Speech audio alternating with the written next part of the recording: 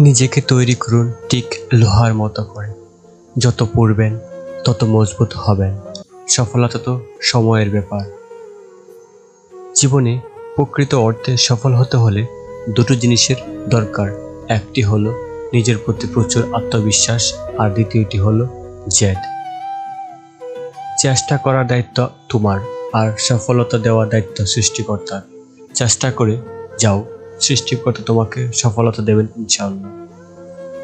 নিজেকে সফল ব্যক্তি হিসেবে দেখতে চাইলে মুখে কম বলতে হবে, কানে কম শুনতে হবে, আর নীরবে কাজ করতে হবে ক্লান্তিহীনভাবে। সময়কে ভালোবাসুন, সময় আপনাকে সফলতার পথে এগিয়ে নিয়ে যাবে। যে মানুষ সময়কে ভালোবাসে সে জীবনে সফল ব্যক্তি হিসেবে প্রতিষ্ঠিত হয়। ধৈর্যের ফল সবসময় মিষ্টি হয়। ধৈর্য ধরে লেগে থাকুন, সফলতা একদিন আসবেই। সাফল্য হলো ছোট ছোট প্রচেষ্টার যোগফল, যা প্রতিদিন বারবার করতে হয়।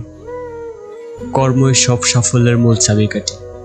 উৎসাহ হারানো ছাড়াই এক ব্যর্থতা থেকে আরেক ব্যর্থতার পথে এগিয়ে চলা হচ্ছে সাফল্য।